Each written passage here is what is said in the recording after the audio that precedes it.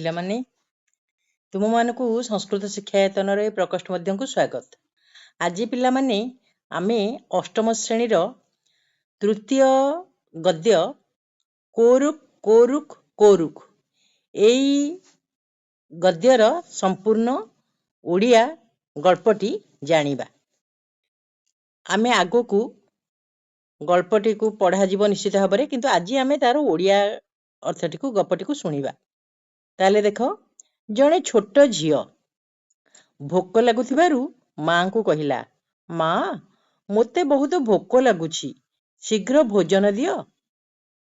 ମା କହିଲେ, ଝିଅ, ଭୋଜନ ପ୍ରସ୍ତୁତ ଅଛି, କିନ୍ତୁ ଅଳ୍ପ ସମୟ ଅପେକ୍ଷା କର। ଝିଅ ପଚାରିଲା, ଗରମ ଭୋଜନ କାହିଁକି ଦେଉନାହାନ୍ତି?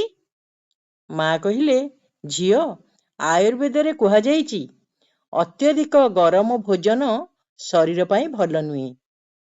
ମୁହଁ ଜଳି ଯାଇପାରେ ଏବଂ ସେହି ଭୋଜନ ହିତକର ହୁଏ ନାହିଁ। ତାପରେ ମା କହିଲେ, ଆହାର ବିଷୟରେ ଗୋଟିଏ ମଜାଦାର କଥା ଅଛି, ତୁମେ ଇଚ୍ଛା କରିଲେ ଶୁଣ। ଝିଅ କହିଲା, ଠିକ୍ ଅଛି ମା, ଯେତେବେଳେ ପର୍ଯ୍ୟନ୍ତ ଭୋଜନ ଖାଇବା ଯୋଗ୍ୟ ହେବ ସେତେବେଳେ ପର୍ଯ୍ୟନ୍ତ ଗପଟି ଶୁଣିବି। ଏହାପରେ ମା ଗପ କହିବା ପାଇଁ ଆରମ୍ଭ କଲେ। ପୁରାତନ କାଳର କଥା।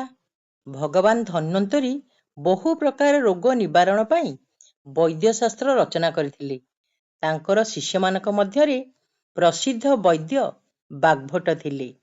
ଦିନେ ବାଗ୍ଭଟ ଭ୍ରମଣ କରୁଥିବା ବେଳେ ଗୋଟିଏ ବଡ଼ ଗଛ ତଳେ ବସି କୋରୁକ୍ କୋରୁକ୍ କୋରୁକ୍ ଧ୍ୱନି ଶୁଣିଲେ, କିନ୍ତୁ ସେହି ଧ୍ୱନିର ଅର୍ଥ ବୁଝିପାରିଲେ ନାହିଁ। ପରେ ସେ ବୈଦ୍ୟ ବାଗ୍ଭଟ ଗୋଟିଏ ଗ୍ରାମକୁ ଗଲେ। ସେଠାରେ ଗୋଟିଏ ବଡ଼ ଗଛରେ ଥିବା ଶୁକ ବା ଟିଆ ପକ୍ଷୀ ମଧୁର ସ୍ୱରରେ କୋରୁକ୍ କୋରୁକ୍ କୋରୁକ୍ ବୋଲି କହୁଥିଲା। ସେହି ମଧୁର ସ୍ୱର ଶୁଣି ବାଗ୍ଭଟ ଗଛ ନିକଟକୁ ଗଲେ। ହଠାତ୍ ସେ ଦେଖିଲେ ଯେ ଏକ ଶୁକ ମନୁଷ୍ୟ ସ୍ୱରରେ କଥା କହୁଛି। ଏହା ଦେଖି ସେ ଆଶ୍ଚର୍ଯ୍ୟ ହୋଇଗଲେ। ଭାବିଲେ, ନିଶ୍ଚୟ ଏହା କୌଣସି ଦେବତାଙ୍କର ରୂପ ହେବ। ସେ ଶୁକକୁ ମିଠା ଫଳ ଦେଲେ, କିନ୍ତୁ ଶୁକଟି ଫଳ ଖାଇଲା ନାହିଁ। ପୁଣି ସେ କୋରୁକ୍ କୋରୁକ୍ ବୋଲି କହୁଥିଲା। ବୈଦ୍ୟରାଜ ଧନ୍ୱନ୍ତରୀ ବାଗ୍ଭଟକୁ ପଚାରିଲେ, କୋରୁକ୍ କୋରୁକ୍ କୋରୁକ୍? ବାଗ୍ଭଟ ବୁଝିଲେ ଯେ ପର୍ଯ୍ୟନ୍ତ ନିଜ ପ୍ରଶ୍ନର ଉତ୍ତର ନ ମିଳିବ ସେ ପର୍ଯ୍ୟନ୍ତ ବୈଦ୍ୟ ଭୋଜନ କରିବେ ନାହିଁ। ପିଲାମାନେ, ବୈଦ୍ୟ କିଏ ବୁଝୁଛଟି? ସୁଖଜନକ, ନାଇଁ କି? ତେଣୁ ସେ ତୁରନ୍ତ ତିନୋଟି ସୂତ୍ରରେ ଉତ୍ତର ଦେଲେ, ହିତଭୁକ୍, ମିତଭୁକ୍, ଋତଭୁକ୍।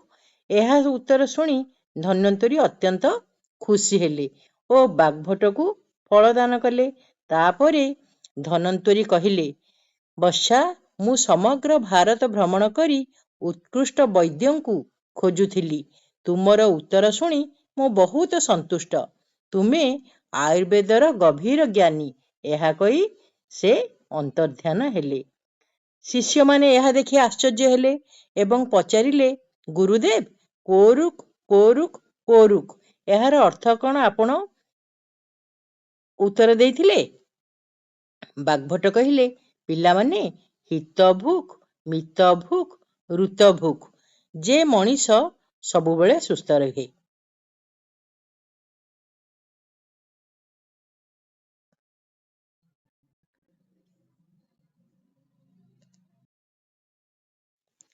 ତେଣୁ ପିଲାମାନେ ଆଶ୍ଚର୍ଯ୍ୟ ହେଲେ ଏବଂ ପଚାରିଲେ, ଗୁରୁଦେବ, କୋରୁକ୍ କୋରୁକ୍ କୋରୁକ୍ର ଅର୍ଥ କ'ଣ?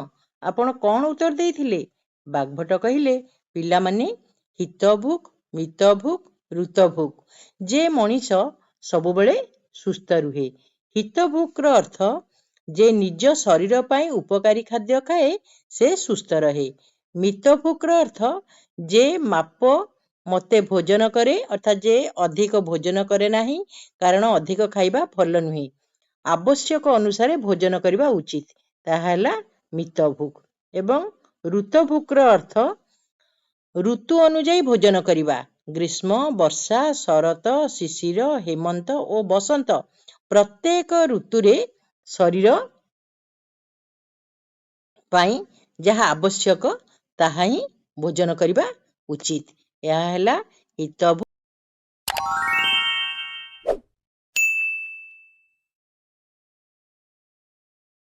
ତେଣୁ ପ୍ରତ୍ୟେକ ଋତୁ ଅନୁଯାୟୀ ଶରୀର ଖାଦ୍ୟ ଖାଇଲେ ଶରୀର ଅନୁକୂଳ ରୁହେ। ଏଥିରୁ ବଳ, ସ୍ୱାସ୍ଥ୍ୟ ଆଉ ଆୟୁ ମଧ୍ୟ ବଢ଼େ। ପରେ ବାଗ୍ଭଟ କହିଲେ ପ୍ରତିଦିନ ବ୍ୟାୟାମ କରିବା, ଦାନ୍ତ ସଫା କରିବା, ସ୍ୱଚ୍ଛ ଜଳରେ ସ୍ନାନ କରିବା ଓ ଭୋକ ଲାଗିଲେ ଭୋଜନ କରିବା ଉଚିତ। ଶେଷରେ ସମସ୍ତେ ପ୍ରାର୍ଥନା କଲେ ସମସ୍ତେ ସୁଖୀ ହୁଅନ୍ତୁ, ସମସ୍ତେ ନିରୋଗୀ ହୁଅନ୍ତୁ, ସମସ୍ତେ ଶୁଭ ଦେଖନ୍ତୁ, କାହାରିକୁ ଦୁଃଖ ନ ହେଉ। ଏହା ହେଉଛି ସମ୍ପୂର୍ଣ୍ଣ କୋରୁଖ ଗଳ୍ପଟିର କଥା।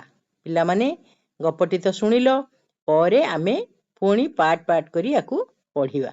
ଆଜି ପାଇଁ ତାହେଲେ ସମସ୍ତେ ଏଇଠି ରହିବା। ସମସ୍ତଙ୍କୁ ଧନ୍ୟବାଦ।